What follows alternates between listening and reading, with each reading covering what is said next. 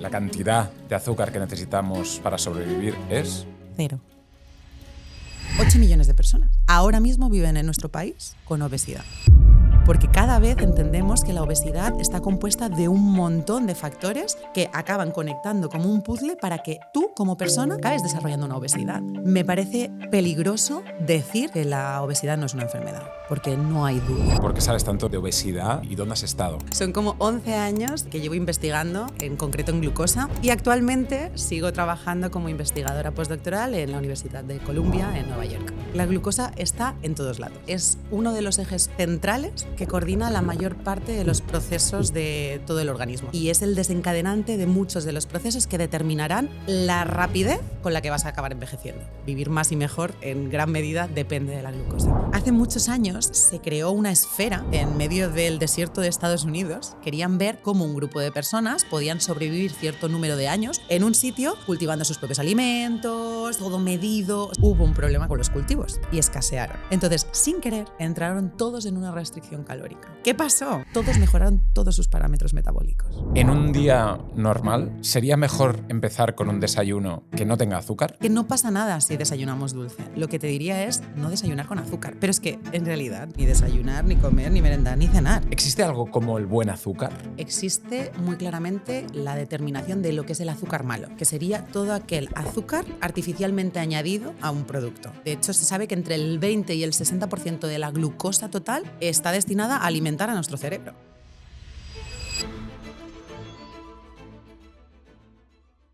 Diana. Uri. Bienvenida. Gracias, de nuevo. Por segunda vez vamos a hablar de glucosa. Glucosa y obesidad. Creo que son dos temas candentes, relacionados y muy importantes. Uh-huh. Para mí, el primer podcast que tuvimos fue algo espectacular. Me gusta mucho la forma en la que transmites, comunicas, informas, inspiras incluso en un concepto y en algo que es muy importante para nuestra vida, que es estar saludable. Porque esa es la base de todo, ¿no? Totalmente. Es que creo que tener las claves para poder llevar una vida más saludable es, vamos, lo más importante que podemos hacer y divulgar como sanitaria y como científica. Uh-huh. Oye, cuéntame un poco de tu trayectoria para que la gente te ubique. ¿Por qué sabes tanto de glucosa? ¿Por qué sabes tanto de obesidad? ¿Y dónde has estado? Justamente el otro día pensaba, bueno, debo llevar como 4 o 5 años trabajando en glucosa. Luego me di cuenta de mi edad real y ya no eran 4 o 5. Son como 11 años que llevo investigando, en concreto en glucosa, con personas que tienen diabetes, prediabetes y obesidad y con personas que tienen edades avanzadas. Entonces está un poco todo relacionado entre esos niveles de glucosa, obesidad y otras enfermedades no transmisibles y el envejecimiento. Y esto pues...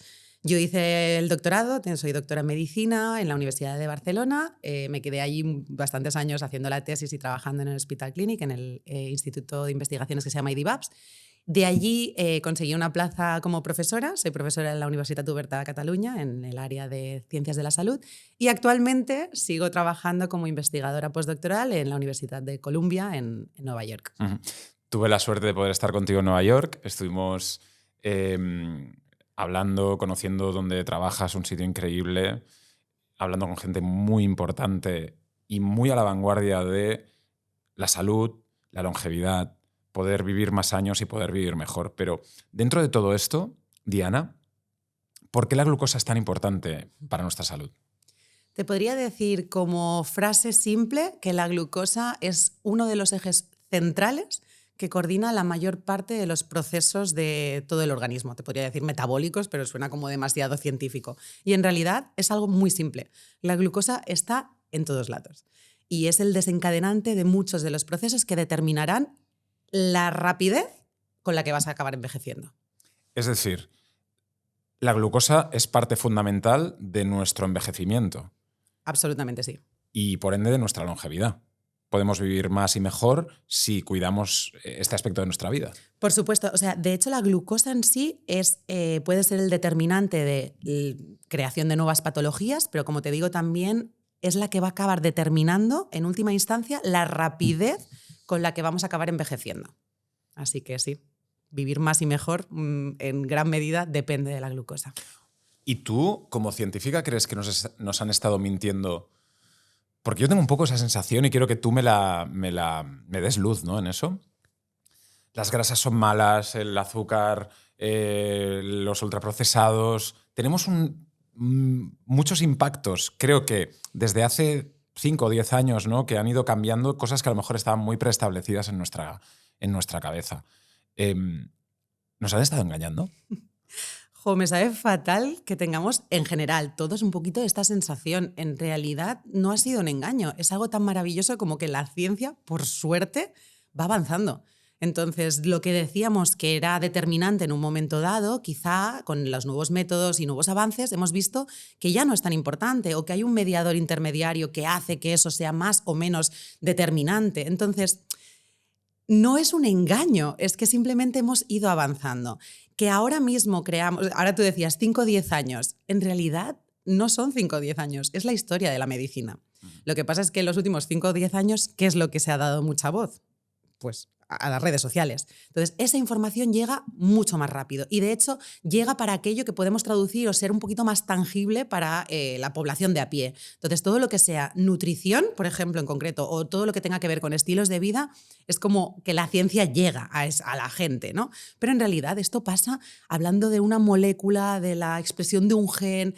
Todo avanza, todo cambia y de donde decíamos una cosa, pues con el tiempo hemos visto que es otra diferente. Claro, pero ahora la gente, en contraposición a nuestros padres, ¿no? O cuando éramos pequeños, incluso nosotros, mucha de la gente que nos está escuchando y nos está viendo puede saber que comerse una palmera de chocolate es veneno, que tomar un terrón de azúcar no es bueno para nuestra salud, que beberse un zumo de naranja de bote del supermercado básicamente es algo insulso, ¿no? Es chatarra.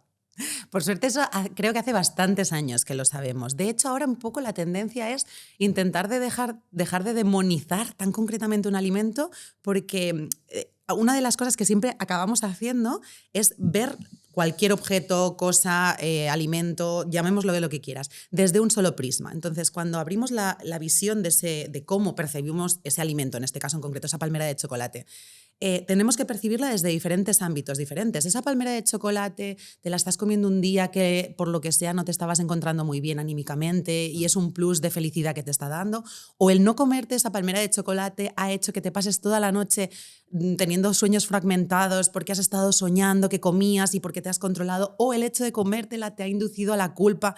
Hay tantas formas de ver que esa palmera de chocolate no es blanca o negra, no es buena o mala, sino que todo depende desde donde le estemos viendo. Claro, pero el hábito de comerte una palmera de chocolate cada mañana... Absolutamente malo. Vale. Sí. Ahí me has pillado, o sea, ahí yo no te voy a decir que eso es correcto, porque es verdad, o sea, tenemos la ciencia de nuestro lado y sabemos que eso no nos va a producir ningún efecto saludable en el organismo y de hecho va a producir un efecto que deteriore de alguna forma nuestro sistema. De eso no hay duda. ¿Y tú crees, Tiana, que en un futuro se verá como nuestros padres, es decir, nuestros hijos o los hijos de nuestros hijos dirán, ¿cómo podían darle o cómo podían darme a mí cuando era pequeño un donut? Y se verá eso equivalente a darle un cigarrillo a un niño, cosa que ahora nosotros podemos pensar, esto es una auténtica aberración. Por supuesto, sí. Estoy convencida de ello. De hecho, cada vez más tenemos posicionamientos para que lo veamos mucho más claro, pero la IARC, que es como la Organización Mundial de la Salud, pero en relación al cáncer, cada vez clasifica más no solo alimentos, que también, sino pues pesticidas o otros tipos de hábitos de vida a los que nos exponemos como potencialmente cancerígenos, probablemente cancerígenos o seguro que es cancerígeno cuando es del grupo A. Entonces, esto es algo que va creciendo y la lista no se hace más pequeña, cada vez se hace más larga. Y en el sentido este de la lista en sí, ¿no? Y derribando un poco mitos, ¿no? Cuando mi madre dice que solo puedo comerme un huevo al día y el influencer de turno dice que se come 8 huevos al día, ¿quién tiene razón? A ver. ¿Puedo comerme muchos huevos o no? Me encantan los huevos. La pregunta creo que va más allá de los huevos, si quieres hablamos de los huevos en sí, pero la pregunta creo que está muy bien formulada. Al final es, me has puesto a tu madre, que entiendo que no tiene conocimientos de No, pero tiene un peso ciencia, importante en mi vida. 100%. El influencer, que también puede tener un peso muy importante en tu vida, que también estamos comparando con que no tienes la formación y los estudios, para mí, más o menos, están en el mismo saco. Ok. ¿De quién deben ser las recomendaciones? Yo siempre digo, ¿verdad que no se nos ocurriría construir una casa, nuestra casa, en base a recomendaciones de un influencer que no tenga conocimientos de arquitectura? Claro. Algo tan básico como eso. ¿Cómo puede ser que en nutrición lo podamos traducir a la ligera en recomendaciones del influencer que no hemos cotejado ni siquiera de dónde viene, qué sesgos propios tiene, qué estudios, qué formación, absolutamente todo? De hecho, te diría más. Es difícil a veces cuando chocamos entre profesionales con una buena formación sólida, puede ser que choquemos, porque como decimos, la ciencia avanza, la ciencia muchas veces no es blanco o negro, sino que hay cositas, hay matices que pueden ser un poco más interpretables o darle más importancia a un dato que a otro. Ahí es difícil, ahí tienes toda la razón de decir, oye, si me están diciendo dos cosas diferentes, dos personas con una formación muy parecida, ¿a quién hago caso? Yo ahí te diré, no lo sé, sigue a tu instinto, lee más, busca una tercera opinión. Pero dos personas, una con formación y una así, es que vamos, para mí la respuesta es clara. Dime entonces cuántos huevos puedo comerme al día. Mira, voy a dar la respuesta que todos odiamos. Tengo que hacer un TikTok, ¿vale? De esto. Así que... Pues no te va a gustar, pero te puedo cantar y es depende. Diana. Por supuesto, todo es depende. Depende de tu estilo de vida, del resto de tu alimentación, de qué supone para ti ese huevo. ¿Es tu única fuente de proteínas de origen animal? ¿Es tu única fuente, no lo sé, proteica en general? O sea, hay muchas preguntas. La respuesta genérica sería, el huevo no es inocuo, pero tampoco es insalubre. Entonces, bueno, es entrar en ese rango de ¿puedo consumirlo? Sí, sí que puedes. ¿Te puedo decir lo que yo hago? Sí, por supuesto. Yo me como 3 por la mañana. ¿Cada día? Cada día. Habría que mirar otras muchas cosas. O sea, tendríamos que mirar si tienes historia familiar de hipercolesterolemia, si tus niveles habituales de colesterol son adecuados o no, porque sabemos que tiene un impacto y eso puede desencadenar enfermedades cardiovasculares. En general, si lo llevas haciendo un tiempo y no pasa nada, pues yo qué te voy a decir. Pues adelante.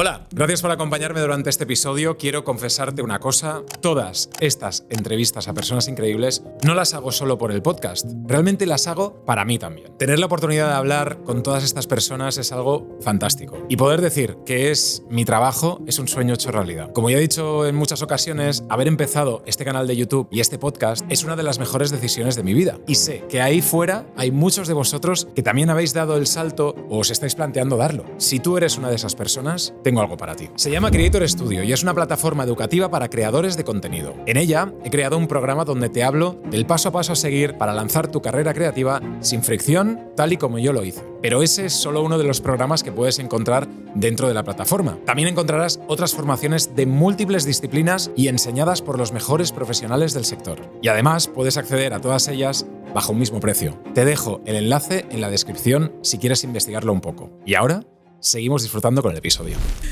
Me gusta mucho que hables, perdón, que hables así y que desmontemos muchas de las cosas que la gente puede estar consumiendo como decías tú, en redes sociales, con influencers, con gente que tiene un altavoz muy grande y que está jugando con algo muy importante que es nuestra salud. Me gustaría hablar de esto y lo haremos durante la conversación, pero volviendo al tema del azúcar. ¿Existe algo como el buen azúcar? Es muy buena pregunta. De hecho, creo que es más fácil que te conteste a la inversa. Existe muy claramente la determinación de lo que es el azúcar malo, que sería todo aquel azúcar artificialmente añadido a un producto. En general, esa es la respuesta rápida. ¿Qué quiere decir esto? Azúcares naturalmente presentes en los alimentos, como en la fruta. Pensemos que ¿qué decimos por azúcar? Esto también es una cosa importante. Cuando hablamos de azúcar como una molécula de un disacárido, ¿no? Dos uniones de dos, le llamamos glucosa, pero bueno, pueden ser glucosa más fructosa, glucosa-glucosa, glucosa-galactosa, ¿vale?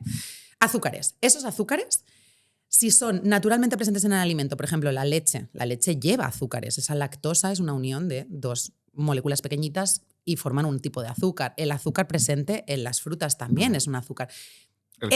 El pan blanco. Claro, entonces cuando ya pasamos a muchas uniones, ya no hablamos de una o dos uniones de esas azúcares o moléculas pequeñitas, cuando hablamos de uniones muy largas, estamos hablando de hidratos de carbono. Entonces, cuando nosotros consumimos un alimento que aporta hidratos de carbono, como muy bien has dicho ahora, el pan, la pasta, la patata, pero también las legumbres, las verduras, o sea, la mayor parte de los alimentos ahora mismo llevan hidratos de carbono. Y esos hidratos de carbono los ingerimos, los digerimos y entonces rompemos las estructuras para poder absorber las moléculas más pequeñitas.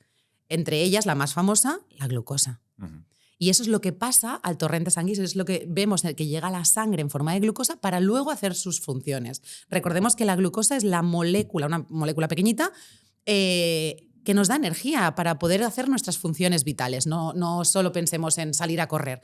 O sea, simplemente para poder estar vivos nos da energía. Para cualquier cosa. Por supuesto, además es que has dicho la clave, porque la fuente única o mayoritaria, voy a decir, de consumo o de alimentación de las neuronas es la glucosa. De hecho, se sabe que entre el 20 y el 60% de la glucosa total está destinada a alimentar a nuestro cerebro.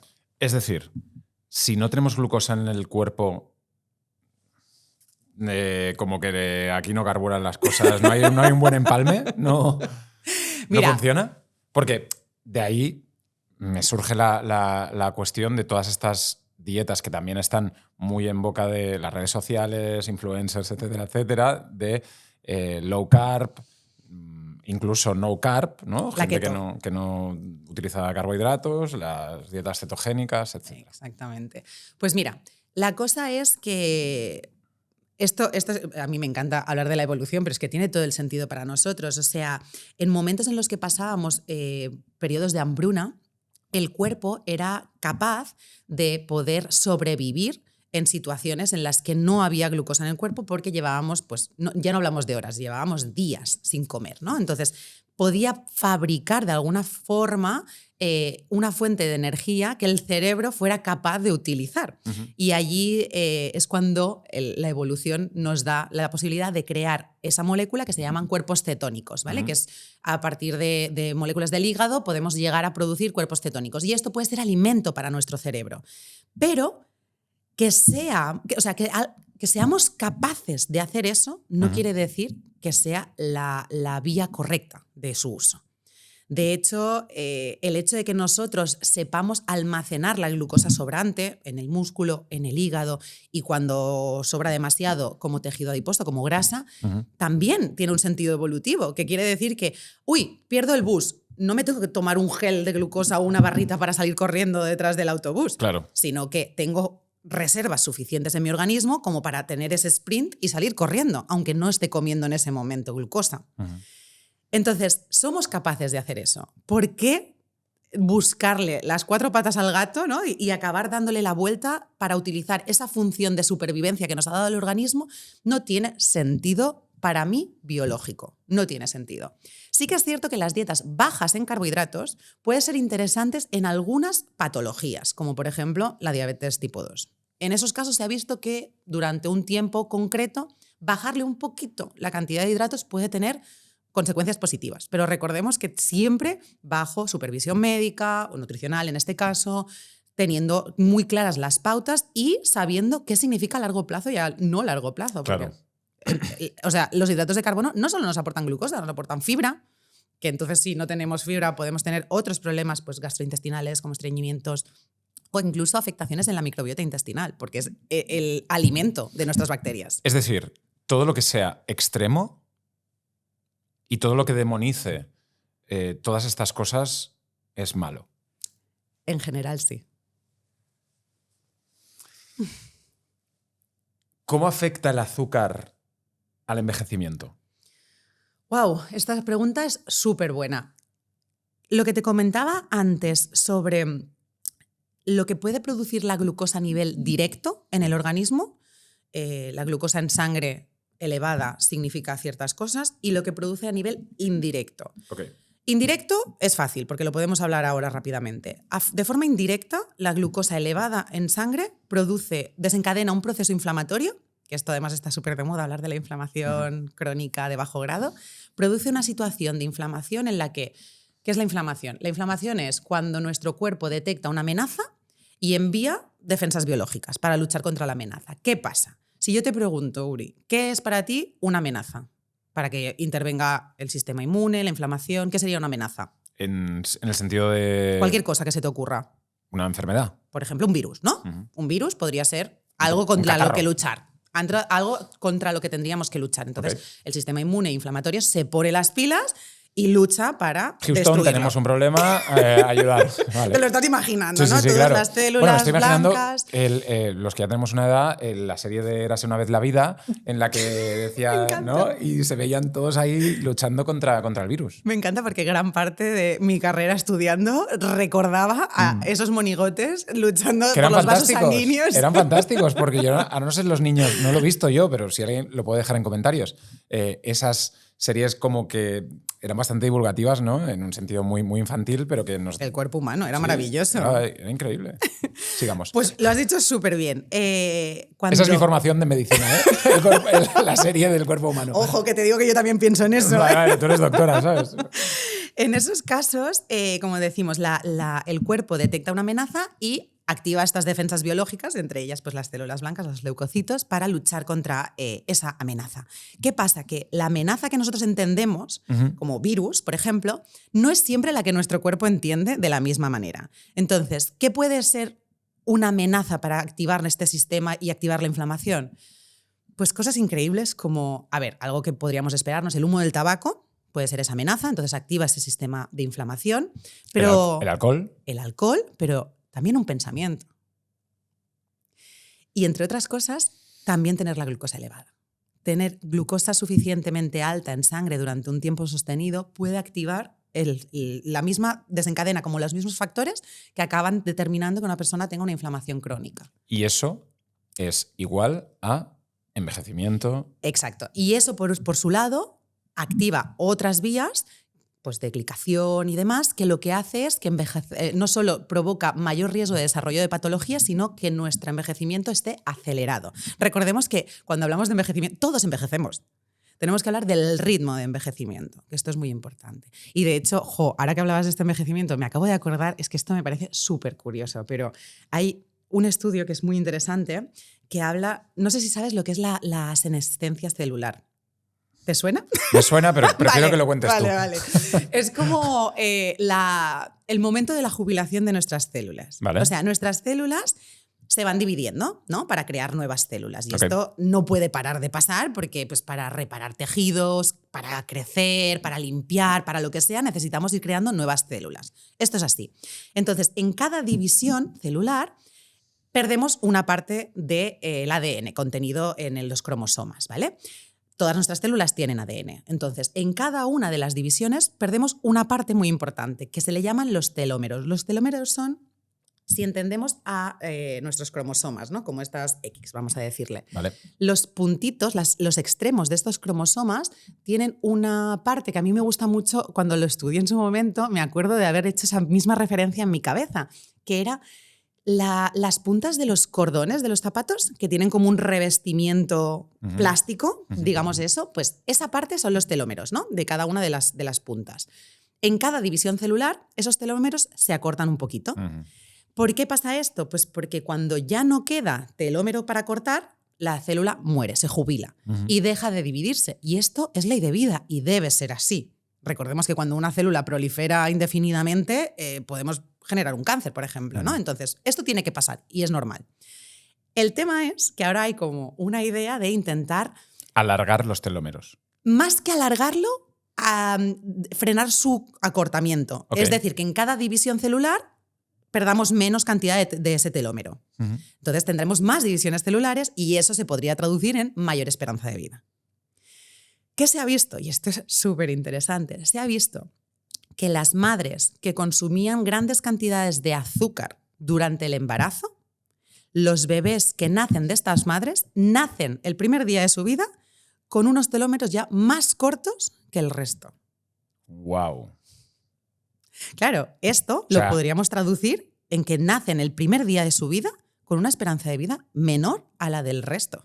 Y eso es por el azúcar. Sí. Se ha visto que tiene una implicación directa con la senescencia celular, con la jubilación de las células.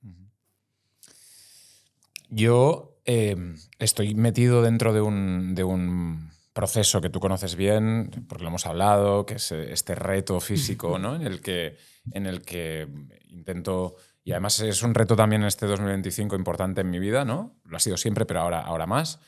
Comer bien, descansar bien, entrenar bien.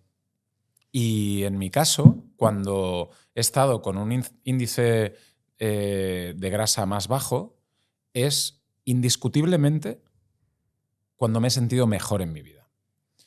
No solo en cuanto a performance física, de poder correr, poder levantar peso, poder estar más ágil, sino también con un foco mental, incluso con una alegría diferente, con un pelo, con unas uñas, con cosas que no te puedes ni plantear antes de hacer ese cambio, que son reales, ¿no? ¿Por qué cuando estamos en un índice de grasa, por qué cuando yo he estado, ¿no? Hablemos de mí, en un índice de grasa del 10-12%, he estado mejor que cuando estaba en un 18%? Bueno, en este caso en concreto no estamos hablando de índices de grasa suficientemente elevados como para poder decir que, por ejemplo, hay una obesidad, ¿no? Sabemos que en el caso de los hombres tiene que superar... Un 22, ¿no? Un 25 creo que está en el caso de los hombres, te lo digo ahora de memoria más o menos, en el caso de las mujeres por encima de 30 o de 35, como sea. No siempre, volvamos a lo de los extremos, no siempre los extremos son buenos, ¿eh? Ni muy poca proporción de grasa, recordemos que la grasa en sí, el tejido adiposo, es un órgano endocrino, produce hormonas y son necesarias para la vida, por lo cual necesitamos tener grasa, pero grasa de la buena y en los sitios correctos. Y esto es importantísimo. Cuando nos pasamos al otro lado y nos hemos pasado de ese porcentaje de grasa, tampoco es positivo, porque entre otras muchas situaciones volvemos a estar en ese estado de inflamación crónica de bajo grado, que además desencadena otros procesos, pues puede estar ligado a una dislipemia, es decir, a tener triglicéridos y colesterol un poco más elevado de lo normal, a tener una leve hipertensión, a tener la glucosa un poquito alta, ¿no? Toda esta situación que no quiere decir que sea patológico, es decir, igual tus analíticas están saliendo bien, estás dentro de rango, que es lo que diríamos, pero claro, el rango es muy amplio y el proceso no es de 0 a 100, vamos creciendo poco a poco. O sea, normalmente yo veo pacientes que pasan de glucosas del 70 y hasta llegar a 130 para poder hacer un diagnóstico de diabetes, hemos pasado por todas las analíticas intermedias. Hemos tenido mucho tiempo para hacer avisos, que igual no hemos hecho. Pero todo ese proceso es una situación en la que tu cuerpo está en un modo un poco de supervivencia, podemos decir. Vale. Tiene que curar todas las situaciones que no le acaban de gustar que estás teniendo en ese momento. Entonces, no se puede centrar quizá en generar nuevos tejidos cerebrales, conectivos, musculares, porque tiene otras cosas que hacer. Claro, porque en este sentido, ¿cuál es la relación entre azúcar y masa muscular? Es decir, chicos y chicas que quieren desarrollar músculo. ¿El azúcar es totalmente contraindicado para esto? No lo es, no lo es. Para crear músculo necesitamos tener suficiente energía consumida. Esto es muy sencillo, o sea, tú no puedes crear materia de la nada. Necesitas tener una fuente para generar algo diferente. Ñam, ñam. Exacto. Entonces, para poder generar músculo tiene que haber un superávit, es decir, tiene que haber más calorías entrando para que tus funciones se cubran y además te sobren para generar ese músculo. Es decir, si tú consumes 3.000 calorías al día y quieres ganar músculo, tienes que consumir... O sea, estoy hablando por hablar, que no sé ni cuántas consumo ni dejo de consumir, pero tendría que estar en 4.000 para que ese superávit se convierta en músculo. Ojo, y entrenar. Es decir, el tricky de la cuestión del músculo en sí, que no nos pasa tanto con la grasa, es que la grasa es, comemos de más, ganamos grasa. Comemos de menos, podemos perder grasa, además de otras cosas como músculo, pero perdemos grasa también. En el músculo, si comemos de más, no es igual, o sea, no es un equivalente a comer de más, ganar músculo. Hay que entrenar. Si no, todo eso que estamos comiendo, ese exceso de glucosa, en este caso que estamos hablando de azúcar, ese exceso de glucosa no va a ir al músculo. ¿Por qué? La glucosa puede ir a diferentes sitios. Puede quedarse en la sangre para entrar en las celulitas, directamente va a el hígado, que es un buen reservorio, es un buen sitio de almacenar glucosa, y al músculo. Pero ¿qué pasa? Que ninguno de esos almacenes es ilimitado. Solo hay un almacén que sí que es ilimitado y que puede seguir creciendo si la demanda está excedida. Que es mi barriga. Por supuesto, es el tejido El culo adiposo. de muchas y muchos que nos están escuchando, la barriga del que está presentando. Sí, ojalá fuera el músculo, que fuera ilimitado, pero Joder, ojalá fueran mis pectorales. Pero no, es el flotador, ¿eh? Mala por suerte. desgracia va ahí. Y de hecho, justamente hablando del flotador, de la peor de todas, la visceral, que es la que se mete dentro de las vísceras en el área abdominal. Esa es la peor de todas.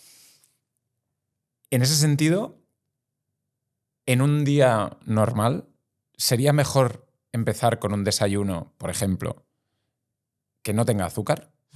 ¿Con un desayuno salado? ¿O no? No es lo mismo que sea salado que lleve azúcar. Porque claro, yo te puedo decir que o yo, que me he tomado un yogur con fruta y con semillas, y ahí hay un montón de azúcar. No es la sacarosa de mesa, no es el azúcar añadido, recordemos que es azúcar bueno.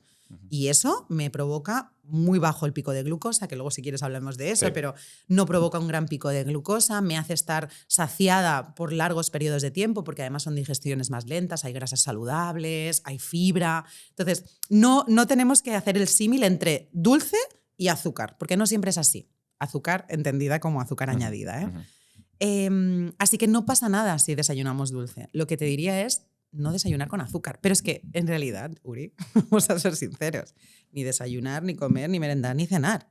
Es decir, el amount, la cantidad de azúcar que necesitamos para sobrevivir es... 0. De hecho, las recomendaciones más restrictivas que hay ahora mismo, que son las de la OMS, hablan de un 5% de azúcar total en las calorías diarias. Y esto es muy poquito. Estamos hablando de entre 4 o 5 cucharadas al día de azúcar, que no quiere decir que se la pongamos al café, sino están en los alimentos. Es muy poquita cantidad. Pero eso es lo máximo recomendado, que no quiere decir que sea lo que tú necesitas. Lo más cercano a 0 siempre será lo mejor. Y en ese sentido, ¿el azúcar puede tener una relación directa con las hormonas, con la fertilidad, por ejemplo? Por supuesto. Por supuesto. Como te decía antes, cuando hablábamos de hecho del envejecimiento, decía que había como la forma indirecta de llegar al envejecimiento o la forma directa. La forma directa, que es la del envejecimiento y de cualquier otra de las patologías que se relacionan con la glucosa, es debido a altas cantidades de glucosa en nuestro torrente sanguíneo, que desencadena un montón de problemas. La glucosa alta en sangre, que quiere decir que no está llegando a donde tiene que llegar, da problemas pues, vasculares al nivel de los tejidos de los vasos sanguíneos, puede provocar a la larga pues, problemas en la retina, problemas neuropáticos, muchos problemas cuando está muy alta durante mucho tiempo. Pero otra de las cosas que nos provoca es que nuestro páncreas, que es ese órgano que no sé por qué no se habla mucho del páncreas, ¿no? Es como el órgano un poco olvidado. Nuestro páncreas es el encargado de producir y enviar la insulina, que es una hormona, ahora me preguntabas por las hormonas, una hormona encargada de que esa glucosa llegue a las células y genere la energía que necesitan las células. ¿Qué pasa? Que con el tiempo, y normalmente relacionado con el sobrepeso y la obesidad, se crea una cosa que se llama resistencia a la insulina, que es que aunque nuestro páncreas esté fabricando esa insulina correctamente, la insulina no se detecta bien. Entonces pasan dos cosas. El páncreas, por un lado, dice, estoy mandando insulina, pero la glucosa no baja, por lo cual es porque está comiendo más, voy a mandar más insulina. Y esto no tiene por qué ser así, es porque no se está detectando. Entonces, sobrecargamos de esfuerzo a nuestro páncreas. Primer gran problema. Por otro lado, si esa glucosa no entra dentro de las células, también será un problema derivado con lo que decíamos de otras patologías. Pero es que además el hecho de que se quede la insulina elevada en sangre durante un tiempo también tiene una consecuencia.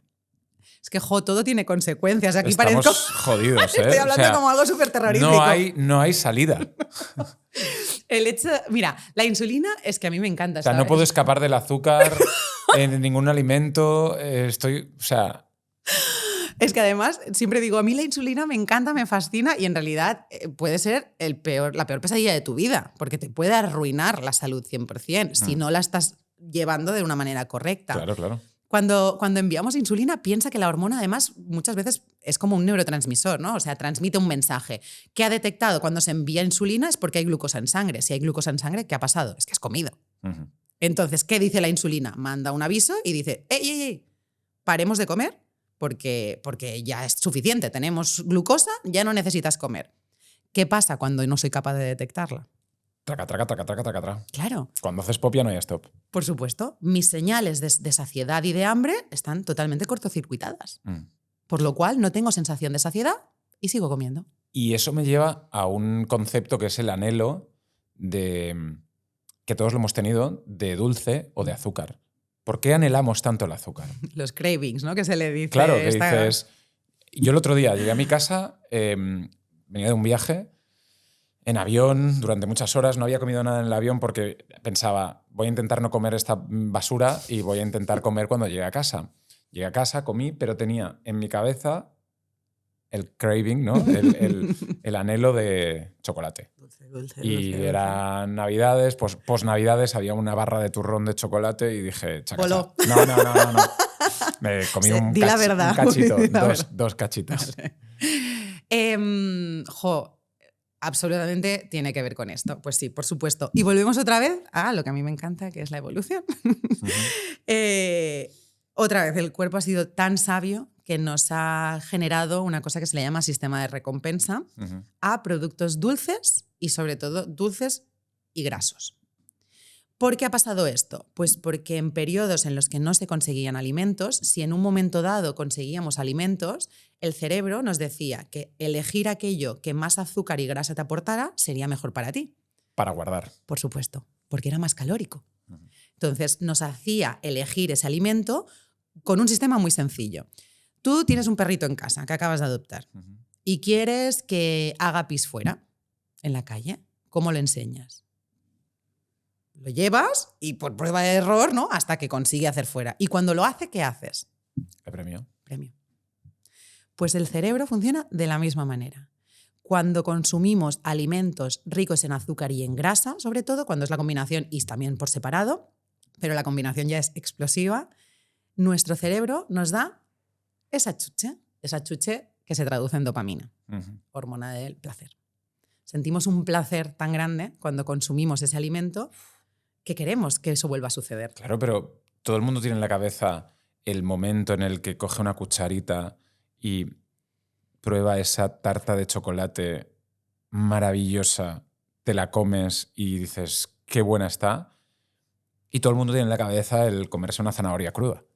Por supuesto. Entonces, o sea, es que el placer es real, no es algo que a lo mejor hayamos creado nosotros, ¿no? O sea, no sé, yo lo veo, o sea, diametralmente opuesto. Es 100% real. De hecho, es tan real que es biológico, demostrable y medible. Claro. El tema es que no hace tanto que hemos descubierto que, por ejemplo, la obesidad crea tolerancia a ese sistema de recompensa. Significa que una persona que sufre obesidad, para conseguir el mismo nivel de placer que cuando no tenía obesidad, o en comparación a una persona que no tiene obesidad, va a tener que consumir más veces ese alimento o más cantidad de ese alimento para generarle el mismo placer. Y aquí podemos abrir el gran melón de las causas de la obesidad. La obesidad no viene determinada por una falta de voluntad o una falta de esfuerzo. Porque cada vez entendemos que la obesidad está compuesta de un montón de factores que acaban conectando como un puzzle para que tú, como persona, acabes desarrollando, porque has jugado más a la lotería, tienes más boletos, y acabes desarrollando una obesidad. Pero si antes hablábamos de matemáticas, si entra más de lo que sale, te vas a engordar.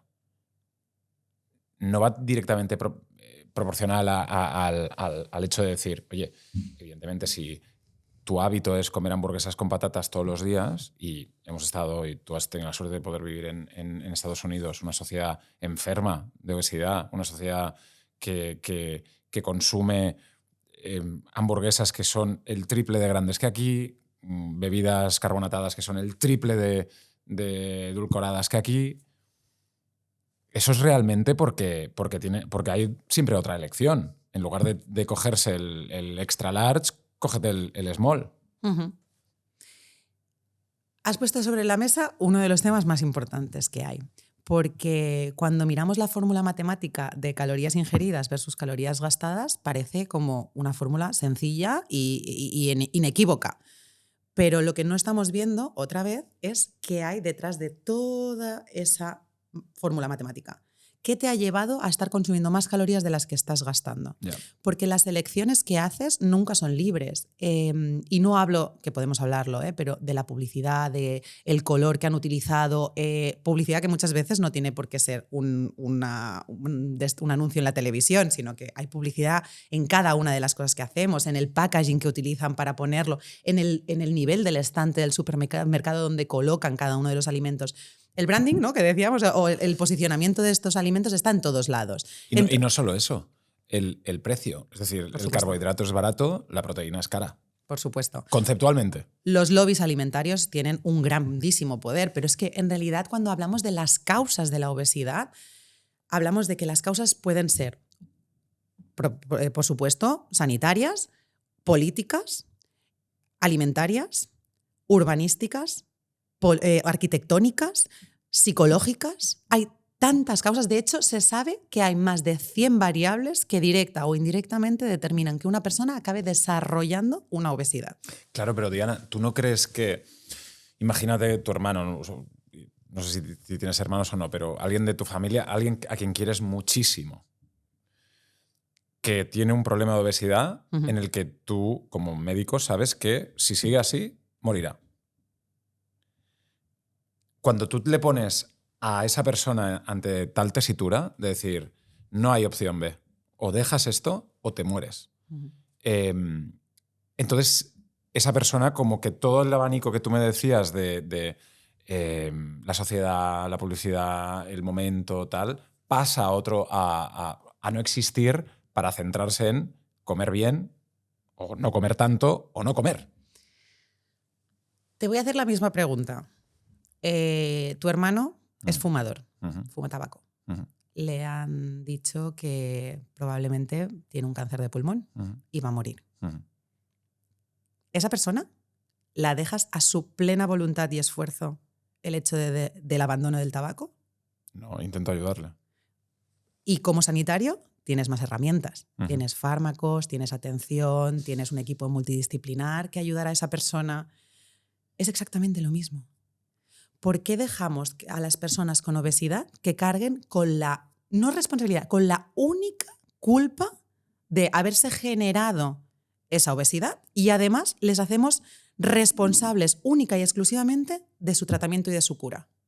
No tiene ningún sentido. De hecho, el no haber investigado suficiente en obesidad, haber tardado tanto en tener nuevos fármacos, en tener nuevos abordajes terapéuticos, en saber qué otros agentes implicados hay, en sí es una forma de gordofobia.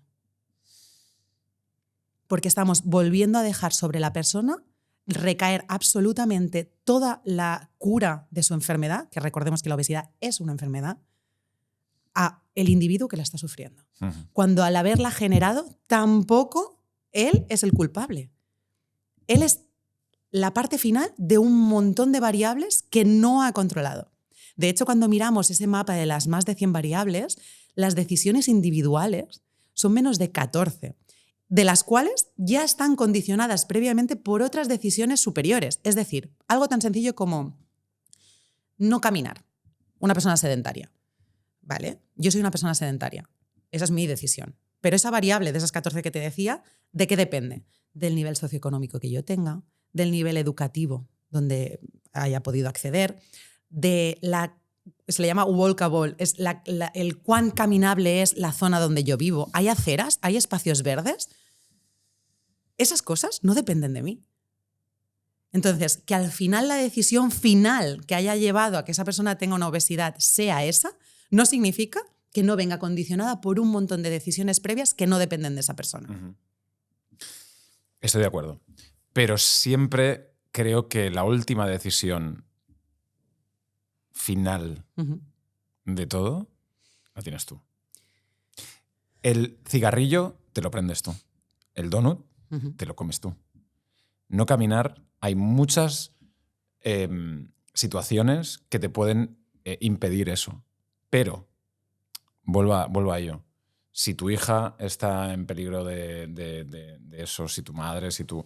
quien sea, al final de todo, creo que la responsabilidad también es de cada uno. Y es una cosa que creo que es también interesante que todo el mundo pueda tener en la cabeza. De decir, oye, no desde un punto de demonizar, sino de transmitir eso, de decir, intenta luchar o intenta trabajar o intenta aprender o escucha a Diana o escucha otro podcast o escucha lo que sea, porque es importante.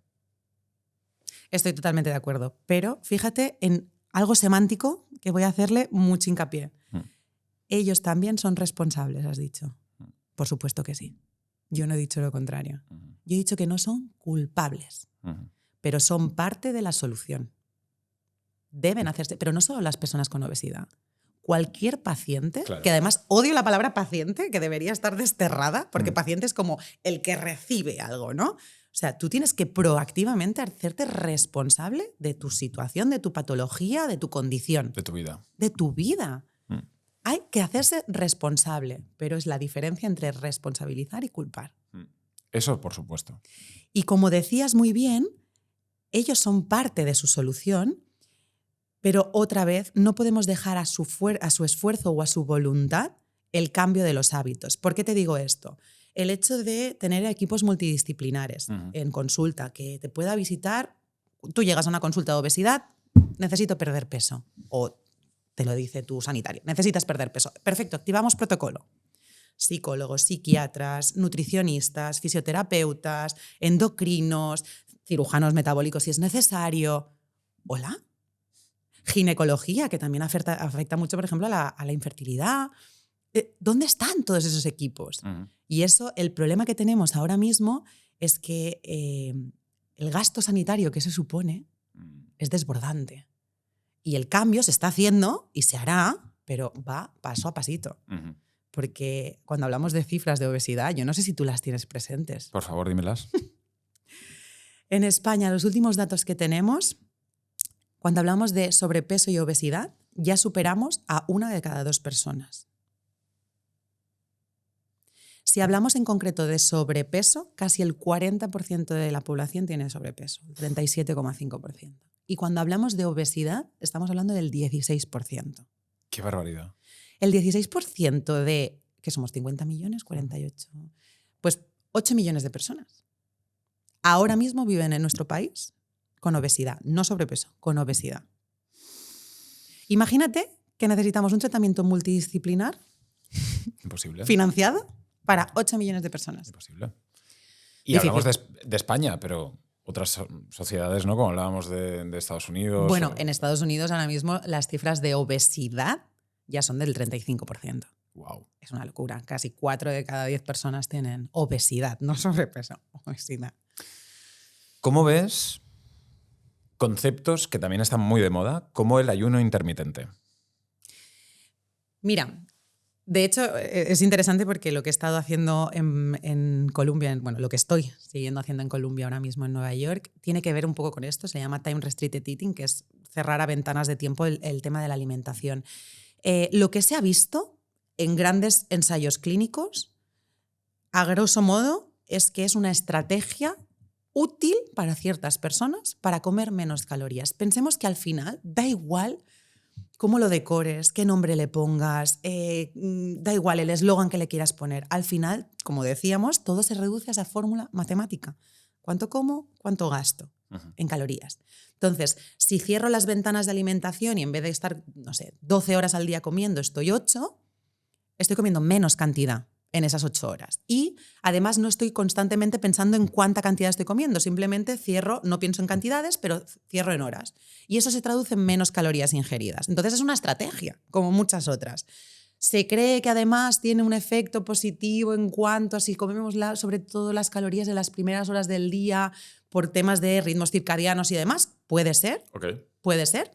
Pero vamos, lo más importante, y cuando hablamos de obesidad, que es al final, yo pienso muchas veces, es como cuando hablas de cuál es el mejor ejercicio para hacer, y yo pienso, hacer ejercicio. O sea, tenemos unos niveles de sedentarismo tan elevados que ahora mismo solo me conformo con que la gente se mueva. Ya. Y me da igual lo que haga, pero haz algo. Haz algo que te haga feliz, que puedas sostener en el tiempo, que no sea un sufrimiento hacerlo para ti, pero haz algo. Luego ya, si queréis, nos ponemos a hablar de cuál es la cosa específica, la dieta perfecta. Vamos a tratar, first thing first, como se dice, vamos a tratar el problema más importante. Es que yo creo que lo que queremos es un resultado muy inmediato a algo que no va a tener un resultado si no lo conviertes en un hábito. Por supuesto. Es decir, el hábito es el que va a hacer que tú obtengas esa recompensa que tú quieres, ¿no? Y creo que también es lo que tú decías, ¿no? Es primero conocer, saber, informarse. Antes tampoco se sabían muchas cosas que ahora sí que se saben. Hay una divulgación buena en cuanto a todo esto. Entonces sabes que lo que te estás metiendo en la boca puede ser bueno o puede ser malo.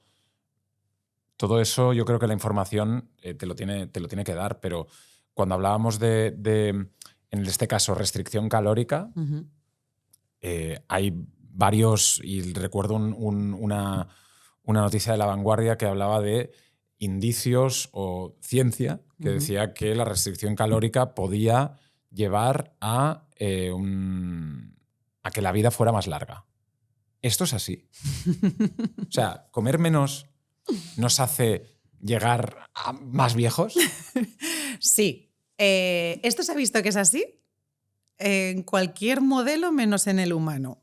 Te explico por qué. Hostia. Claro. Esto es un melón increíble, ¿eh? Es súper interesante, pero piensa en el diseño de un estudio, de un ensayo clínico. ¿Cómo harías un ensayo clínico con una leve restricción calórica? Porque esto se habla de que la restricción tiene que ser entre el 10, el 20% para prolongar y alargar la vida de las personas o del animal en este caso. Entonces te diría, ¿cómo diseñarías un estudio en el que el outcome final, es decir, tu objetivo final, sea medir si esa persona ha vivido más años o no? Que claro. Claro, ¿cómo lo haces? O sea, si empezamos hoy con un bebé que acaba de nacer, pues 80 eso, años. Pues eso, o 90, o 100, da igual, pero es inviable. Además, ¿en qué control? O sea, que lo tendríamos cerrado en un sitio, sabríamos que siempre está en el 20% del consumo habitual. O sea, tienen que ser como modelos teóricos, ¿no?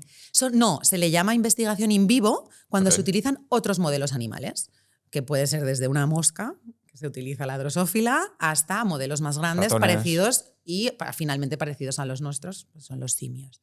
Pero, y aquí viene la anécdota, hace muchos años se creó una esfera en medio del desierto de Estados Unidos que es muy curioso porque en realidad el estudio no tenía nada que ver con eso, sino que querían ver cómo un grupo de personas podían sobrevivir cierto número de años, un volumen bastante grande de años, en un sitio, pues cultivando sus propios alimentos, haciendo ejercicios muy específicos, todo medido. O sea, era como el gran estudio y habían creado una esfera brutal. O sea, todo era súper guay. ¿Qué pasó? Gran Hermano, ¿eh? Es Gran Hermano 100%. Y todo monitorizado, controlado, medido, todo, absolutamente todo. Todo lo que comían pesado. Es como el magnate Brian Johnson, creo que se llama, que es este hombre americano que dice que no quiere morir y que está midiéndoselo todo. Pues es eso, pero medido en un grupo de población en el que además estamos hablando de que sabían hasta el tipo de fertilizante que utilizaban para cultivar sus propios alimentos. Wow. O sea, miraban absolutamente todo. Anecdóticamente, hubo un problema con los cultivos y escasearon durante un periodo de tiempo. Entonces, sin querer, entraron todos en una restricción calórica durante un periodo de unos años. Y la restricción calórica era del 20-25% en todos los individuos. Tú ves las fotos del antes y el después y es, vamos, dirías de todo menos saludable. Todos mejoraron todos sus parámetros metabólicos. Es decir, tú les veías demacrados, pero estaban mucho mejores. Les veías demacrados. Al final, cuando hablamos de cómo ves a una persona, es tan subjetivo. O sea, claro, yo ahora a ti te veo estupendo. Yo también a ti. Gracias. Pero igual si nos viéramos en el siglo pasado, nos diríamos, oye, pues no, porque se llevaba otro estándar de belleza. Lo saludable era estar pues un poco más rellenito. Todo es tan subjetivo, el cómo ves a una persona. Lo que nos interesa es el marcador de salud. Claro, pero sí que tenemos en los bebés, por ejemplo, este bebé está muy, muy, muy, muy delgadito. Totalmente. ¿No? Y es como atiborrarle, atiborrarle, atiborrarle. Y eso también ya le estás generando un patrón de hormonal o de conducta en su vida o no. Sí, de hecho, ostras, a mí esto me parece muy interesante porque se ve mucho cómo podemos cargarnos de alguna manera los transmisores de la saciedad y el hambre. Pensemos que casi todo se basa en un mal funcionamiento de las sensaciones de hambre y saciedad. Es como que nos cuesta escuchar lo que nuestro cuerpo nos está diciendo. Uh-huh. Y una de las cosas que se ha visto es que cuando sobrealimentamos a los niños desde muy pequeñitos, estamos haciendo que no escuchen esas sensaciones. Uh-huh. Entonces es más fácil que en la edad adulta dejen de escucharlas y desarrollen finalmente una obesidad. Porque han vivido toda su vida así. Por supuesto. Ya. Y de hecho aquí vamos a meternos en el siguiente temón, que son los nuevos fármacos de la obesidad. Hablaremos de Ozempic en un momento. Pero lo curioso, y quería solo hablar de esto un segundo, es que la gente piensa que esos fármacos te hacen perder peso. Y eso no es verdad. Los agonistas de GLP-1, y aquí puedes meter Ozempic, Saxenda, me da igual, Mounjaro, el que sea, todos estos fármacos no te hacen perder peso. Te ayudan a arreglar algo que está roto, que es las sensaciones de hambre y saciedad Tu cabeza. que no funcionan en la obesidad. Hablaremos de todo esto. Quiero ir a por, como también en Instagram todos vemos, hacks, life hacks. Hackea tu mañana. Hack número 1. Una cucharada de vinagre por la mañana o una cucharada de vinagre al día de manzana. ¿Esto realmente es bueno? Antes de que sigas con los siguientes hacks, ¿me estás buscando el linchamiento en redes? No. ¿Por qué? Yo te pregunto cómo... Yo voy a decir siempre la verdad y desde la parte que sé, evidentemente, pero habrá linchamiento. Vale. Te lo haré saber. Te pasarás una factura. Exacto. Fácil, la respuesta a esta sí que es muy sencilla y además es poco esperable porque podríamos decir que es un hack tan loco, de alguna manera, que es inverosímil, ¿no? No me creo que esto sea verdad. Pues sí que lo es. El vinagre, y en concreto el vinagre de manzana, que ha sido como el que más se ha estudiado, se ha visto que promueve te lo voy a decir como muy científico y luego te lo puedo explicar mejor, un enlentecimiento del vaciado gástrico. Fácil. Quiere decir que la digestión, el paso del bolo de comida desde el estómago hacia los intestinos, que es donde se absorbe la glucosa y va a la sangre, se ralentiza. Vale. Y entonces, ¿eso que provoca a la larga? Saciedad. Aparte de saciedad, en niveles de glucosa, ¿qué es lo que provoca? Pues que como eso pasa más lento, no pasa rápido y no envía toda la glucosa de golpe a la sangre. Por lo cual evitamos ese pico de glucosa. Slow release. Exactamente. No es que estemos consumiendo menos cantidades ni la absorción sea menor, sino que se enlentece esa absorción. Entonces, atenuamos ese pico de glucosa. O sea que eso es verdad. Eso es verdad. No habrá linchamiento, entonces. Bueno, Toda esa pero gente era para el siguiente. que se toma el chupito de vinagre de manzana con cúrcuma, con jengibre y todo esto, se lo toma y dices, va a vomitar. O sea, eso... Sí. Bueno, he hablado en concreto del vinagre de manzana. Vale. Aquí le has Yo le he metido un poco de salseo, de fantasía. Un poco de salseo de fantasía y además más comercializable a nivel de Instagram. Que esta es la otra. O sea, que cuantas más cosas le metas a la pócima mágica, como que mejor se vende, ¿no? O sea, a mí lo que me encanta es cuando me llegan los pacientes de, no, yo llevo 5 años tomando limón exprimido en agua, en ayunas por la mañana, y pienso, haz lo que quieras, pero hazlo con una cañita.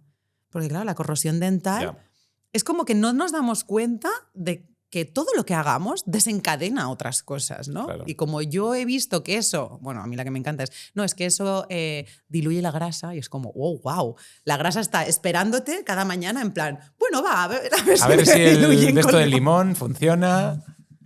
Madre mía. Yo siempre intento que todo el mundo, cuando te llega una información nueva de este tipo, porque según mi abuela han curado la diabetes 15 veces y 15 veces me ha escrito en plan, nena, que te quedas sin trabajo. Cada vez que sale algo así, siempre le digo que piense en que si eso fuera verdad, ¿por qué no lo estamos haciendo a nivel mundial con nuestros pacientes? O sea, si el agua con limón diluye la grasa, ¿por qué tenemos gente con obesidad todavía? Si tenemos la panacea. Hack número 2. ¿Realmente es importante comer los vegetales primero? Vale, vamos a hablar otra vez de niveles de glucosa. En este caso te voy a decir que influye. Sí. Hacer una primera comida que llegue al estómago un volumen de alimentos que sean sobre todo ricos en fibra va a producir otra vez un enlentecimiento del vaciado gástrico. Entonces, cuando el segundo plato que consumamos contenga esos hidratos de carbono, por ejemplo, una ensalada para empezar y de segundo, la paella. No hará el mismo efecto en la glucosa en sangre comer la paella primero y la ensalada después, o la ensalada primero y la paella después. Wow. Por, otra vez, algo muy tangible para todos, que es que vaciamiento gástrico mucho más lento.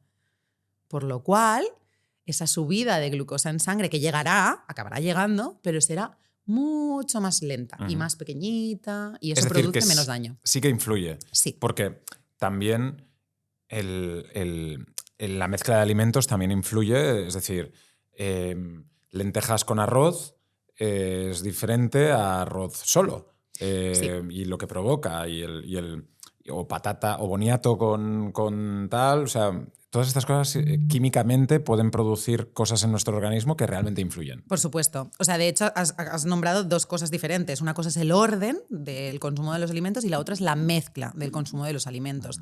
Sabemos que un plato que esté combinado con más cantidad de grasa y de proteínas provocará un pico de glucosa más ralentizado otra vez, más bajito, posterior, etcétera, etcétera. Igualmente, cuando nos estamos centrando, estos son como mini, ¿cómo le podríamos llamar? Como mini trucos para una persona que está en riesgo de desarrollar diabetes tipo 2, por ejemplo, que está dando esas analíticas que decimos cada vez un poquito más aumentadas. Para el público general, Uri, y aquí vuelvo a la base de lo todo, es hagamos buenas elecciones alimentarias. El poder de las buenas elecciones. Totalmente. Pero esto para la vida. O sea, yo es una máxima que intento siempre transmitir desde aquí, que es: si tienes buenas elecciones, en todo la vida te irá mucho mejor. Y piensa en intentar tener buenas decisiones, tomar buenas elecciones. Por supuesto. En la comida, por supuesto. A veces a veces nos centramos. centramos. En todo.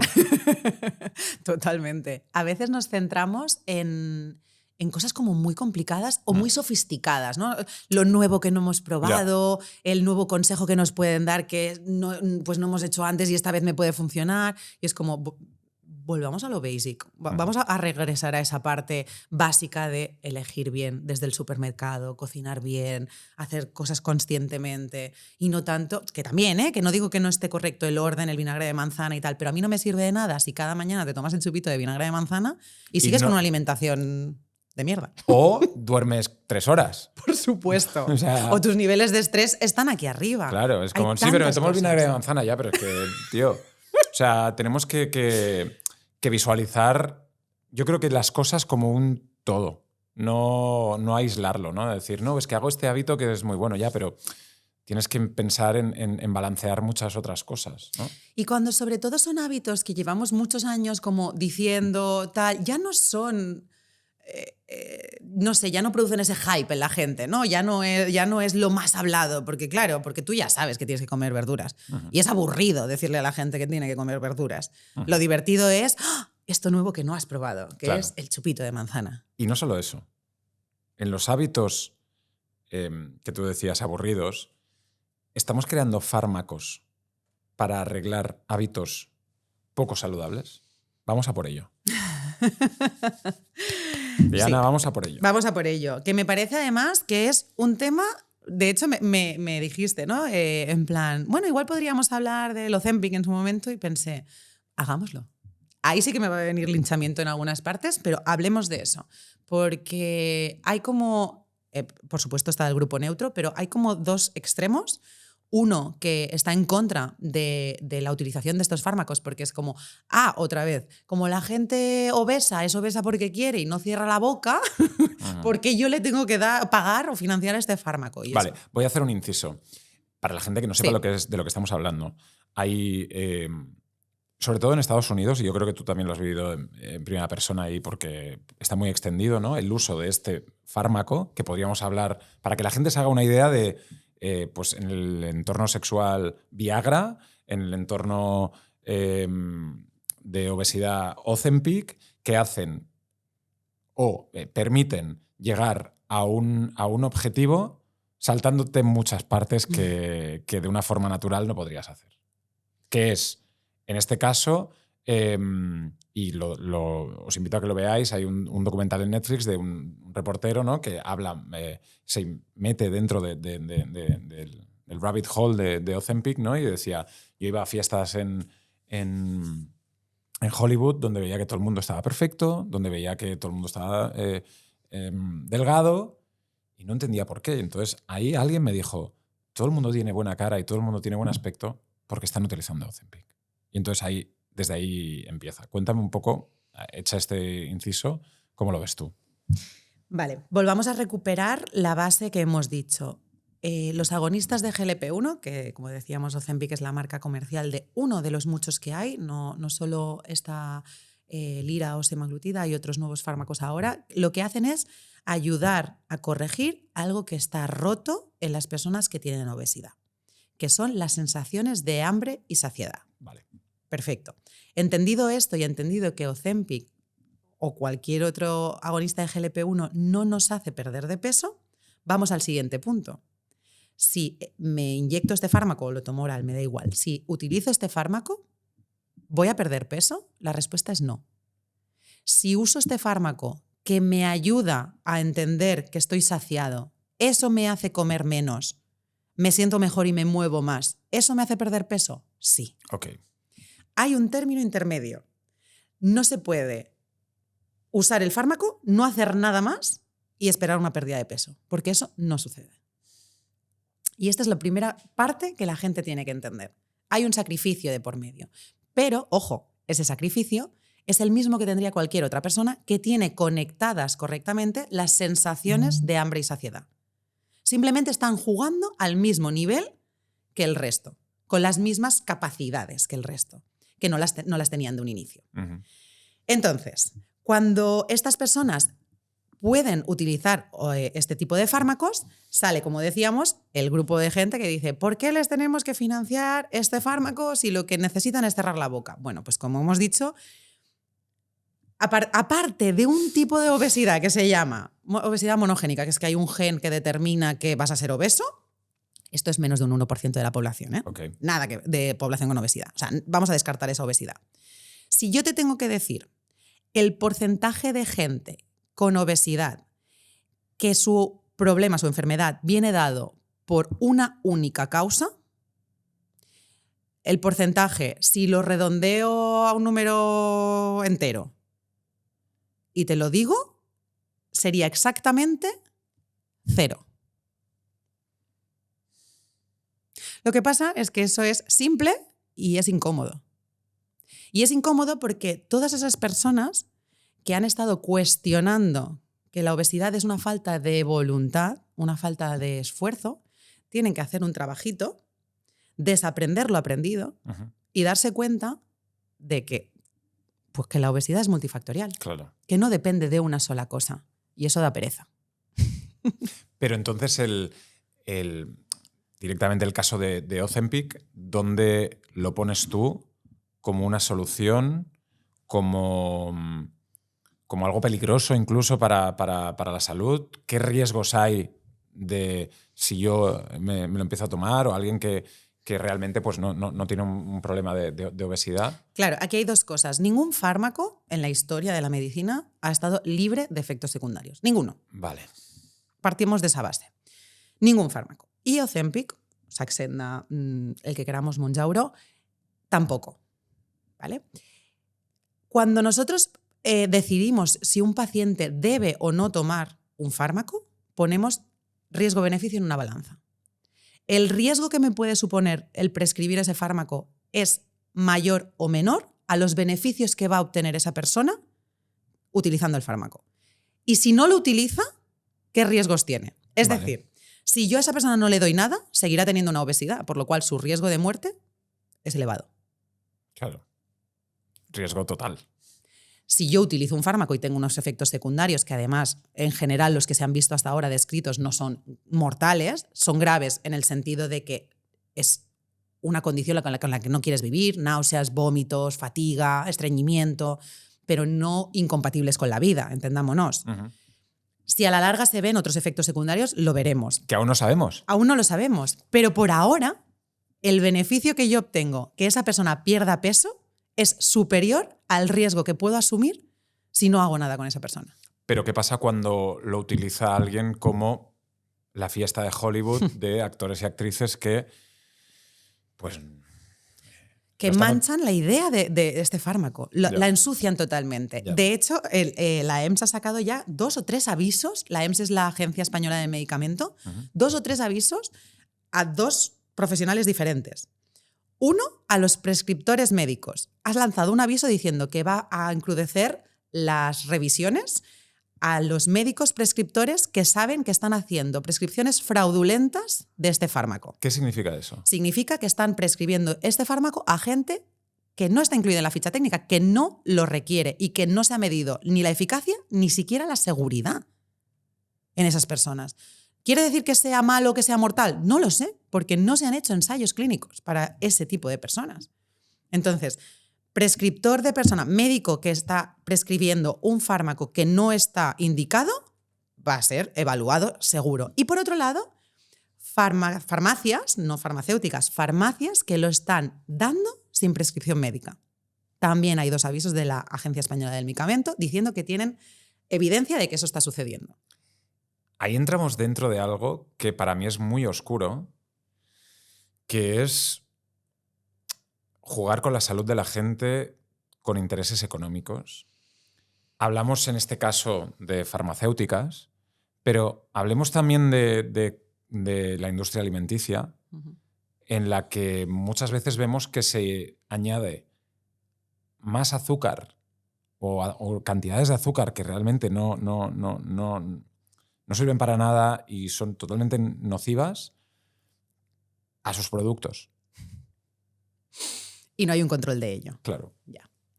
En teoría todos deberían tener un control y de hecho cuando hablamos de alimentos ya hay los organismos que se preocupan de que se indique correctamente. Claro, pero ¿cuál es la agenda, o sea, dentro de esta conspiranoia, de tal, cuál es la agenda oculta de estas compañías? ¿Por qué lo hacen? ¿Por qué se hace eso? Yo creo que mi respuesta, no tengo la verdad absoluta, mi respuesta es que lo hacen porque lo pueden hacer.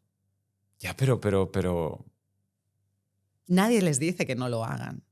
Entonces, si tú estás teniendo la vía libre para poder ejercer lo que a ti, por ejemplo, un potenciador del sabor te da y se traduce en mayores números de ventas, ¿por qué lo vas a dejar de hacer? Ahora, si toda la población cambiamos nuestros gustos y de golpe ya no queremos consumir esos alimentos, la industria alimentaria cambiará la formulación del alimento. El problema es que no es sencillo que eso suceda y de hecho para que esos grandes cambios de elecciones alimentarias se produzcan, normalmente tienen que venir dados desde arriba. Políticas nutricionales mucho más duras que hagan que la industria se vuelva mucho más transparente, más pensada y centrada a la población, pensando en la salud y eso finalmente se traduzca en una mejor elección alimentaria por parte del individuo. Ajá. Es difícil que sea al revés, que toda la población se ponga de acuerdo en cambiar la forma de comprar que tengan para que eso tenga un impacto en la formulación de la industria alimentaria. Es prácticamente, es que te diría que en un sueño pasaría eso. Ojalá pasara, pero es difícil. Yo creo que en muchas ocasiones nos vemos como llevados, ¿no? Yo creo que tú también lo apuntabas, ¿no? Es decir, es un factor más de por qué una sociedad tiene un problema de obesidad, de por qué, ¿no? De todas estas o pocas restricciones o poco conocimiento. Por supuesto que tiene que ver con eso. Y de hecho, cuando hablábamos ahora de estos fármacos, la otra cara de la moneda son el grupo de población afectada que tienen miedo de este fármaco. Y uno de los criterios que utilizan para demonizarlo de alguna manera es decir que ese fármaco fue creado para la diabetes. Y que claro, si ellos son personas con obesidad sanas, no necesitan eso. Y yo quiero dejar muy claro 2 cosas, que esto ya verás. Venga. Ahí va. El TikTok. No existe una obesidad sana. No existe. ¿Puedes volver a decírmelo? Por si no ha quedado claro. No, y esto es muy importante que lo entendamos. Existe una fase de la obesidad en los que no somos capaces de detectar que haya un problema que está empezando a suceder. Vale, vamos a por esa brecha que me has dado. Tú ves por la televisión gente que está enferma y que está defendiendo que no está enferma. Sí. Y lo entiendo. El movimiento, una parte del movimiento que hay ahora del activismo antigordofóbico se centra en eso, en poder decir que la obesidad no es una enfermedad y que esas personas quieren habitar el cuerpo que quieran, cosa que me parece maravillosamente bien. Me parece peligroso decir que la obesidad no es una enfermedad, porque no hay duda de eso. Y de hecho, por no haberla clasificado correctamente, los hemos desatendido y culpado durante muchísimos años. Es una enfermedad. Y querer decir lo contrario es una forma de gordofobia para mí. Lo que pasa es que han sido una población tan atacada durante tantos años que entiendo la desesperación que tienen ahora por decir, aquí estamos, sobre todo en el ámbito de las mujeres, que han sido sobre todo las más atacadas. Entiendo la posición que han adoptado. Entiendo que digan, quiero habitar el cuerpo que yo tengo libremente, sin que tú, persona, me odies, me critiques, o incluso la gente que me quiere me diga constantemente, ay, tienes que comer un poco menos, ay, te has engordado un poco, oh, muy bien, has adelgazado. Es como, ¿podemos dejar de opinar del cuerpo de los demás? Bueno, esto yo he tenido... Mira, David Bustamante estuvo aquí en el podcast y él ha tenido polémicas públicas en el sentido de decir, oye, pues me dicen que estoy más gordo, que estoy más flaco, que tal, que cual, ¿no? Y decía, cuando estás con alguien, podemos dejar de decirle, estás más gordo, más flaco o más tal, sino decirle, estás más alegre, estás más, ¿no? ¿Cómo estás? En lugar de apelar a todas estas cosas porque no sabes lo que la otra persona está viviendo. Por supuesto. Por supuesto. Además que, mira, vuelvo otra vez a mi base nerd científica, hay estudios que nos dicen que la persona con obesidad que constantemente recibe ese tipo de comentarios, aunque sean desde el amor absoluto de un ser querido que te dice, por favor, deja de comer tanto, no solo no son positivos, sino que son contraproducentes. Joder. Provoca el efecto contrario al esperado. Entonces, muy sencillo. Callémonos. La única persona que debe hablar, que no opinar, hablar sobre tu cuerpo, tu peso corporal, tu porcentaje de grasa, es tu profesional sanitario. No un profesional sanitario siquiera. Tu profesional sanitario al cual has acudido a una consulta por algún motivo y razón.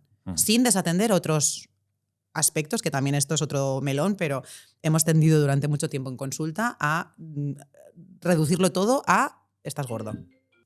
Te voy a pedir algo que es un poco a grosso modo y veamos cómo funciona o por dónde sale. Tengo miedo. 4 trucos para controlar la glucosa durante 4 semanas. Wow. Vale. Primero te voy a romper el eslogan. 4 semanas, no entiendo el... vamos Porque para hacer un truco por semana, ¿sabes? Me gusta, pero vamos a intentar que sean, como hemos dicho, hábitos perdurables en el tiempo. Vale. Para alguien que esté empezando y que diga, oye, pues no sé por dónde empezar, pues venga, cógete 4 semanas, cógete un mes y cada semana haz esto. Vale. Es para ayudar, ¿eh? Me gusta. El primer tema, el más importante de todos, es que no vas a poder hacer ningún hack de controlar la glucosa si no disminuimos, si es que existe, una resistencia a la insulina previa. Entonces, sí o sí, te diría que lo más importante es partir de una base de un buen porcentaje de grasa en el cuerpo. Esto es lo más importante de todo. Entonces, hablando de eso... ¿Un buen porcentaje de grasa en el cuerpo significa un porcentaje de grasa bajo? Lo que decíamos, ni extremadamente bajo ni extremadamente alto. Vale. Entrar dentro de un rango. Un rango de un parámetro normal, que no voy a entrar en números concretos, ni siquiera voy a nombrar, que ya sabes que no lo he dicho en todo el podcast y no lo quiero hablar, pero el IMC lo podríamos desterrar por mi parte, porque no nos dice absolutamente nada de cómo está tu cuerpo por dentro. No nos habla de composición, sino que nos habla como de, bueno, peso evidentemente y de volumen, por lo cual yo me quedo exactamente igual. Vale. Entonces, partir de la base de tener un buen porcentaje de masa grasa es fundamental. Sin eso no vamos a seguir haciendo nada más. Eso es lo primero. Sí. Junto con eso, justo después de eso, te diría que lo más importante es hacer elecciones de alimentos que tengan, son dos conceptos diferentes, baja carga glucémica y bajo índice glucémico. Son dos cosas diferentes. La carga significa la cantidad de glucosa o de hidratos de carbono, o en este caso de azúcares, si queremos hablar de azúcares, que tiene ese alimento. Que podría ser, en lugar de pan blanco, pan integral. La carga sería exactamente igual, la cantidad de hidratos de carbono sería la misma, pero lo que va a variar, que es el segundo término, es el índice glicémico, que es la rapidez con la que esa glucosa pasa a la sangre. Son dos conceptos diferentes. Entonces, elijamos alimentos que lleven hidratos de carbono, pero si podemos siempre, pues lo que decíamos, combinarlo en un plato con diferentes cosas, que no sea, si yo me voy a comer una paella, que solo sean 3 platos. O sea, si lo hago cada día es el tema, si lo hago una vez cada mes me da igual.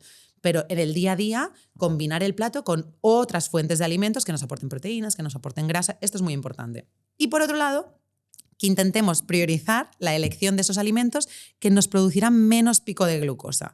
Y eso significa, por ejemplo, alimentos que sean, te diría, que la digestión fuera más lenta. Y aquí te voy a poner un ejemplo muy claro, porque con mis pacientes siempre se sorprenden. Si yo te digo que te provoca un pico de glucosa más elevado comer sandía que comer un plátano, ¿entendemos el por qué eso sucede? No.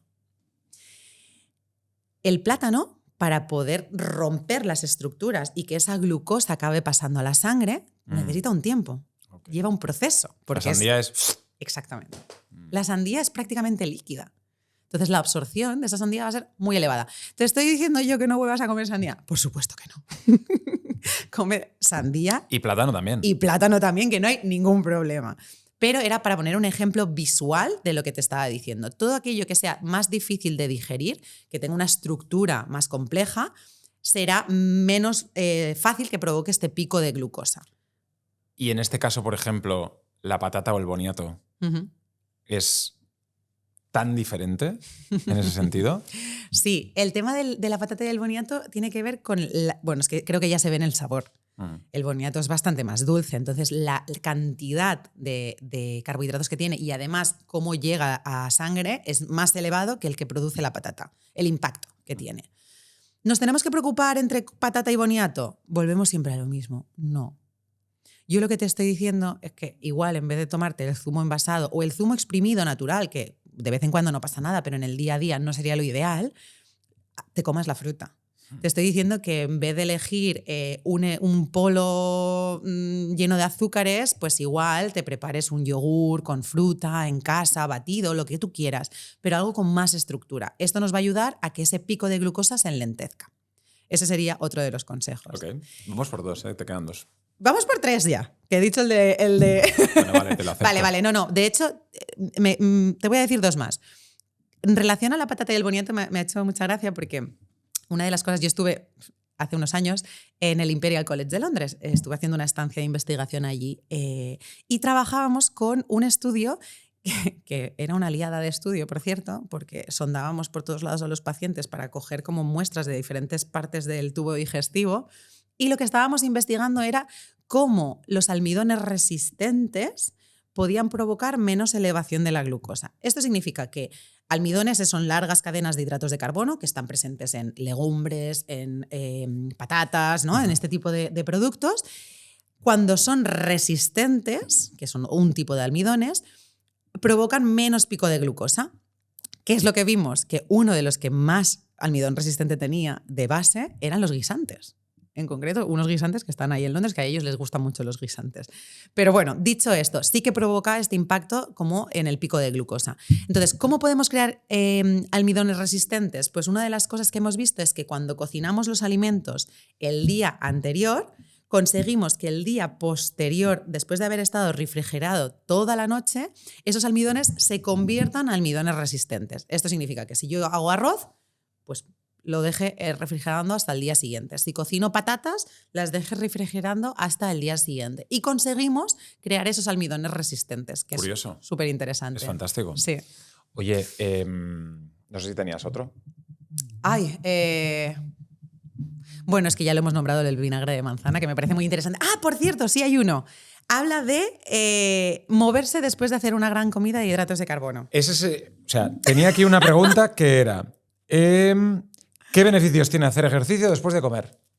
Pues se ha visto que no le diría ejercicio. Ojo, que encima, yo no sé tú, pero yo entreno en ayunas y aquí me van a decir también, ¿qué? ¿Por qué?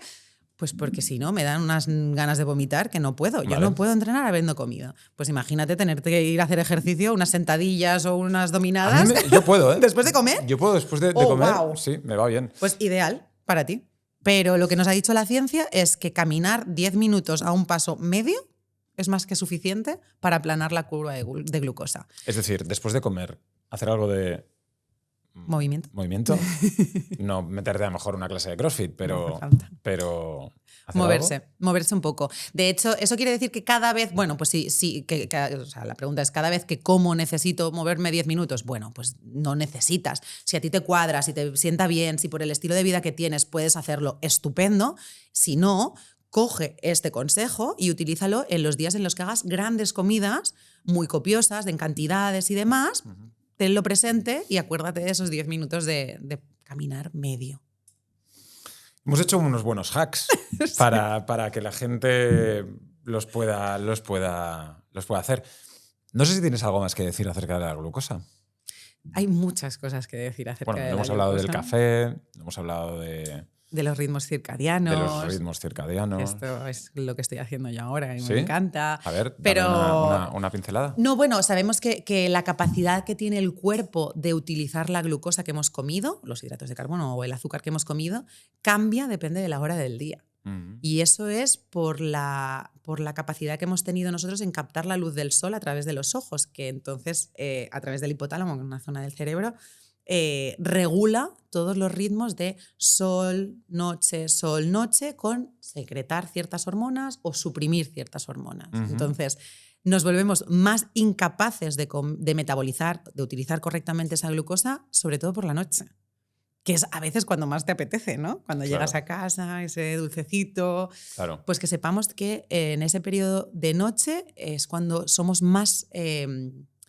¿cómo te diría? Inútiles, sí, más resistentes o inútiles a poder utilizar correctamente esa glucosa. Y eso a la larga tiene un impacto. Si lo haces un día no pasa nada, a la larga puede tener un impacto. Pero eso es el típico come como un rey, desayuna como no sé qué, tal, y vete a dormir poquito. Mira, de hecho, la última vez que hablamos te comenté que estaba haciendo un estudio de eso y recuerdo que te dije, bueno... Fue Nueva York. Sí, te dije, espero que te pueda hablar de esto. Pues ya está publicado, así que, perfecto, o sea que sí. Ya no hago más spoiler, ya está publicado el artículo científico. Y sí, lo que vimos es que los comedores nocturnos, tardíos en este caso, nosotros los dividimos según si comían el 50% o más de las calorías después de las 5 de la tarde. Vimos que eso se correlacionaba o tenía un impacto sobre la tolerancia a la glucosa. Es decir, esas personas se volvían peor tolerantes a la glucosa, que además eso conduce a la larga pues, a efectos sobre la capacidad de desarrollar diabetes tipo 2, enfermedad cardiovascular, etcétera, etcétera. Así que muy interesante. Como te digo, siempre nos quedamos un poco sin tiempo, así que... A mí me encanta hablar contigo. Este es el segundo podcast que hacemos. Tercero, porque el que hicimos en Nueva York... Muac, muac, muac. No pudimos... fue fantástico, pero bueno, no estamos aquí en un estudio tan maravilloso como en Barcelona. Pero creo que es muy importante, lo que te decía, poder darle visibilidad a todas estas cosas, sobre todo que la gente entienda cuáles son los riesgos, los beneficios, que estemos informados de todo esto para mí es crucial. Y creo que tú también lo transmites de una forma fantástica. Pues muchas gracias, Uri, y gracias por darme el espacio para poder explicarlo, que esto, al final, saber mucho pero no poder llegar a la gente, para mí no tiene sentido. Tengo una última pregunta que es, en tu caso científico, ¿por qué te tienes que ir a otro sitio a investigar, a trabajar y no puedes hacerlo aquí? ¿Y por qué, en tu caso, que además hemos hecho pues, podcast con varios de tus jefes, varias de personas con las que tú has trabajado y que tú me has presentado y que te agradezco mucho, porque yo siempre lo que quiero aquí es traer pues, talento e información. Son gente que vive fuera de España, en Inglaterra, en Estados Unidos. Jo. Sí, esto es un qué importante. El tema es que por un lado, se invierte muy poco en investigación. En nuestro país, hace años que intentamos luchar para que el porcentaje del PIB que se destina a investigación aumente, pero sigue siendo muy bajito. Eso por un lado. Y por otro es que la carrera investigadora o científica en España está súper condicionada. Yeah. Está muy limitada a proyectos, a una vida muy inestable, que acaba traduciéndose en que la gente abandona la ciencia o se va a industrias, porque no puede sostener una vida así. Entonces, ¿qué es lo que pasa muchas veces? Muchos de los investigadores nos vamos fuera, nos formamos, trabajamos donde hay dinero, pero no solo para nosotros, dinero para investigar. La investigación es carísima, o sea, es una locura lo caro que es todo. ¿Trabajando en Estados Unidos o trabajar aquí es un cambio sustancial? Brutalmente sustancial. ¿En cuanto a salario o en cuanto a recurso? Ambas cosas. Tu calidad de vida a nivel individual se dispara, pero además la capacidad que tienes de poder hacer, no te voy a decir que es infinita porque eso sería, ojalá, pero es muy amplia.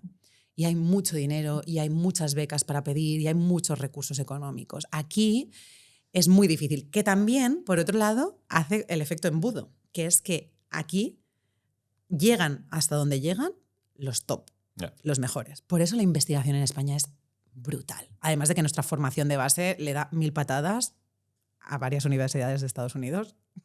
No me hagas decir más. Pero además es que se acaban quedando los más tops porque se van un tiempo fuera y cuando vuelven, ya vuelven con unos contratos maravillosos y con capacidad de hacer investigación. Pero son unos pocos. Y es una lástima. Así que, bueno, eso. Sobre todo, quejémonos mucho porque la ciencia nos afecta a todos. Y no solo la ciencia biomédica, ¿eh? O sea, yo trabajo en medicina, en ciencias biomédicas, pero la ciencia es todo. Claro. O sea, a nivel de ambiente, tecnológico, o sea, tendría que haber apuestas mucho más grandes que no viniesen de industria. Porque ahí hay un condicionamiento siempre. Es complicado que sea 100% libre de sesgos y de intereses. Desde un punto de vista privado también hay intereses mercantiles. Exactamente. Exactamente. Diana, es un placer hablar contigo. Muchas gracias, Uri. Gracias por estar aquí. El siguiente lo tenemos que hacer en Nueva York sí o sí. Por favor. Vamos a por ello. Gracias. Y que salga esta vez. Gracias a ti. Gracias, cariño. Gracias.